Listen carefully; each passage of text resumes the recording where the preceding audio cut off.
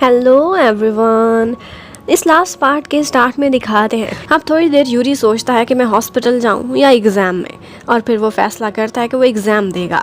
लेकिन मसाशी अपनी इतनी इम्पोर्टेंट मीटिंग और सेमिनार सब कुछ छोड़ के हॉस्पिटल पहुंच जाता है। जुनको का ऑपरेशन चल रहा था। ऑपरेशन के बाद पता चलता है कि वो कोमा में है, उसकी एक टांग फ्रैक्चर कर चुकी है और सर पर भी चोट लगी है।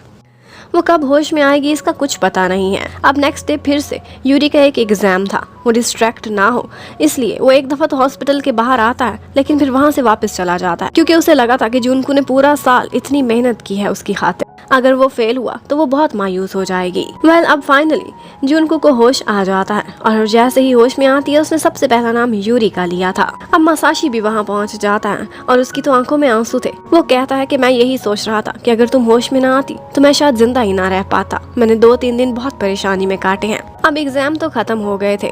यूरी हॉस्पिटल के बाहर आकर खड़ा होता है, लेकिन अब की बार उसे एम्बैरेसमेंट हो रही थी कि वो कैसे जुनको का सामना करेगा, क्योंकि वो हॉस्पिटल में थी और उसने एग्जाम को चूज किया। वो खामोशी से वहाँ से चला जाता है, जबकि जुनको देखती है कि यूरी ने मुझे कोई कॉल कोई मैसेज कुछ भी नहीं किया, तो वो भी ये सोचने लगती है कि चलो अच्छी बात है, अच्छा टाइम है, अगर इसी बहाने वो मुझसे मूव ऑन कर सकता है तो कर ले। उसके आगे टोक्यो यूनिवर्सिटी खड़ी हुई है और उसके फ्यूचर में कितनी सारी अमेजिंग गर्ल्स आ सकती हैं। जबकि उधर यामा यूरी के पास आता है और उसे पता चलता है कि जुनको का एक्सीडेंट हुआ है, तो वो भी परेशान रह जाता है। यूरी कहता है कि मैंने उससे कांटेक्ट नहीं किया क्योंकि मैंने एग्जाम को उसके ऊपर चूज किया था, मैं बहुत शर्मिंदा हूँ। लेकिन यामा उससे कहता है कि मैं नहीं चाहता कि तुम उस बैंकर से हार जाओ, तुम रेस में हो मेरी जगह पर, ये तुम्हारा बिल्कुल सही फैसला था, जुनको भी यही चाहती, तुम्हें रिग्रेट नहीं करना चाहिए। जबकि उधर हमें पता चलता है कि मासाशी उस सेमिनार और मीटिंग को छोड़कर गया था, इसकी वजह से उसकी प्रमोशन होने की बजाय उसे डाउनग्रेड कर दिया गया है और अब वो रशिया भी नहीं जा रहा। अब वो अपने एक फ्रेंड के साथ हॉस्पिटल में जुनको को मिलने के लिए जाता है और वहीं पर ही मीवा भी आ जाती है और मीवा को पता चलता है कि वही लड़का काफी दिनों से वो उसे डेट कर रही थी, लेकिन उन दोनों ने ही अपनी आइडेंटिटी गलत बताई हुई थी। वो दोनों बहुत रिच थे लेकिन पुअर बनकर अपना रियल पार्टनर तलाश कर रहे थे और इस तरह से इसी बहाने मीवा को भी अपना लव ऑफ लाइफ मिल जाता है। इतने में वहाँ पर यामा भी आ जाता है और जुनको को बताता है कि यूरी के एग्जाम बहुत अच्छे हुए हैं और वो आपके लिए फिक्र भी कर रहा है। जुनको कहती है उसे मेरा बेस्ट ऑफ लक बोलना, लेकिन यामा का कहना था तुम खुद उससे बात करो। अब जुनको काफी कंफ्यूज थी। उसे पता चल गया था कि मासाशी ने उसकी खातिर अपना कैरियर भी दांव पर लगाया है, अपनी प्रमोशन भी। जबकि दूसरी तरफ यूरी भी खड़ा हुआ था, जो कि एज में उससे कम था, लेकिन उसका दिल उसके लिए बहुत धड़कता था। वो उसके हार्ट को फ्लटर करने में कामयाब हुआ था। अब वो क्या चूज करेगी अपनी लाइफ में, ये तो जुनको पर ही डिपेंड करता है। उधर एक दिन ए तो यूरी से मिलने के लिए आती है, उस दिन जब उनकी ग्रेजुएशन हो गई थी। वो उससे यही कहती है कि मैं आज भी तुम्हें लाइक करती हूँ, लेकिन पता है कि तुम जुनको को लाइक करते हो, लेकिन तुम्हारा उसके साथ क्या फ्यूचर है। देखो तुमने अब यूनिवर्सिटी में चले जाना है, वो तुम्हें एक्सेप्ट भी कर ले तो क्या 4 साल तुम्हारी डिग्री कंप्लीट होने के लिए वो शादी के इंतजार में बैठी रहेगी? तुम दोनों कंपैटिबल नहीं हो। ये बात यूरी को बहुत परेशान कर देती है। उसे भी रियलाइज था, लेकिन वो क्या करता। उसे लगता था कि जैसे उसे एटर्नल लव हो गया है अपनी टीचर से। उधर जुनको मासाशी को फाइनली एक जवाब दे देती है। वो उससे कहती है कि तुम मेरी लाइफ के सबसे प्रेशियस इंसान हो। जब मेरी ममा मुझ पर गुस्सा करती थी, मुझे लाइफ में हर जगह फेलियर दिखता था, तो तुम मेरे सामने खड़े होते थे। तुमने मेरी खातिर क्या कुछ नहीं किया और मैं अपनी लाइफ को तुम्हारे बगैर इमेजिन भी नहीं कर सकती, क्योंकि तुम ही मेरे बेस्ट फ्रेंड हो। लेकिन मैं क्या करूँ, मैं तुमसे बहुत प्यार करती हूँ, लेकिन ये रोमांटिक फीलिंग्स नहीं है, इसलिए प्लीज मुझे माफ कर दो। मासाशी उससे कहता है कि कोई बात नहीं, दिल पर किसी का काबू नहीं चलता।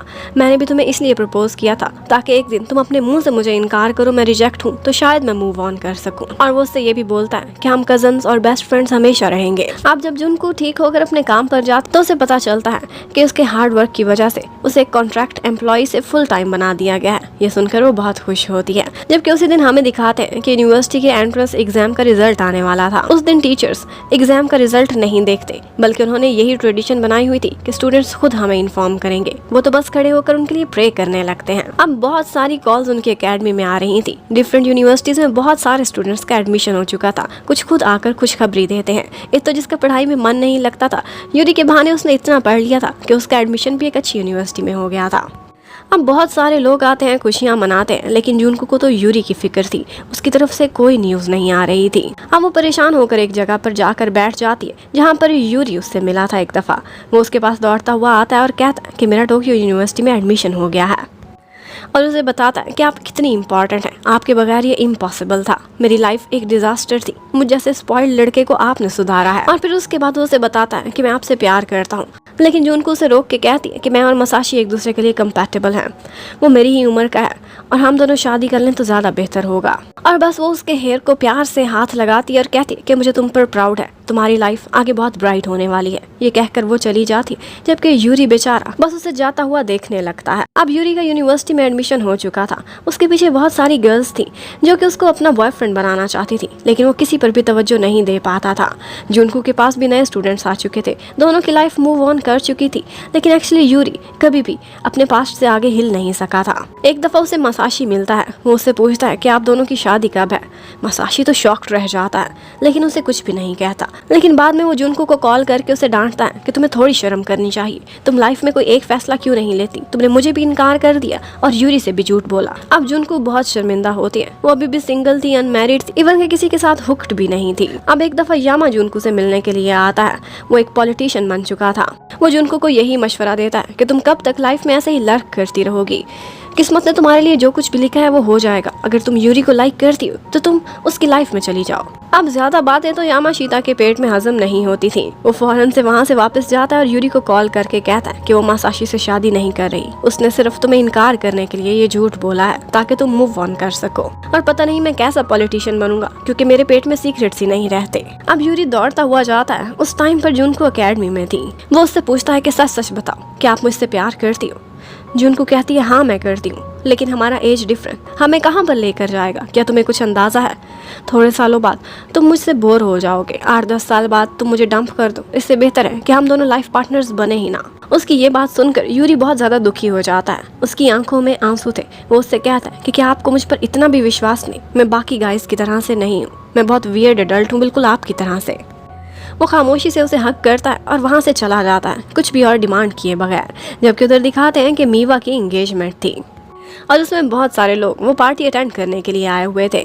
यहाँ पर जुनको बहुत ज़्यादा परेशान लग रही थी, सारे लोग उसे डिस्ट्रैक्ट करते हैं और कहते हैं कि तुम्हारे दिल में जो भी है हम सबको बता दो।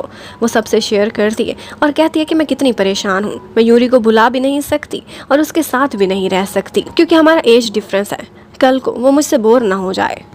लेकिन यहाँ पर उसका बॉस उसे कहता है कि मैं तो समझता था कि तुम एक्स्ट्रा ऑर्डिनरी लड़की हो, लेकिन तुम तो बिल्कुल ऑर्डिनरी हो। ये बात सच है कि तुम भी बहुत डिफरेंट हो और यूरी भी, और मुझे लगता है कि तुम दोनों का कपल सारी जिंदगी लास्ट करेगा। फाइनली अब जुनको को भी समझ आ गई थी, वो सोचती है कि चाहे 4 दिन ही सही, मेरा प्यार मुझे लाइफ में पहली दफा मिला है। और फिर वो नेक्स्ट डे टोक्यो यूनिवर्सिटी में चली जाती है। वो सीधी जाती है उस क्लास में जहाँ पर अभी अभी यूरी का लेक्चर ओवर हुआ था। वो यूरी को आवाज देती है, वो भी निकल कर उसके सामने आ जाता है। वो उससे कहती है कि सॉरी, मुझसे एक गलती हो गई थी, मैंने मिस कैलकुलेट किया है। और फिर सारी अपनी शॉर्ट कमिंग्स उसे बताकर कहती है कि देखो मुझ में ये प्रॉब्लम्स हैं, कि अभी भी मैं तुम्हें एक्सेप्ट हूँ।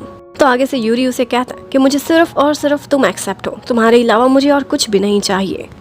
और फिर इसी के साथ ही वो उसे किस करता है और वो दोनों फाइनली एक हैप्पी कपल बन चुके थे। और इसी के साथ ही इस स्टोरी की हैप्पी एंडिंग हो जाती है। Thank you for watching, stay connected, bye bye.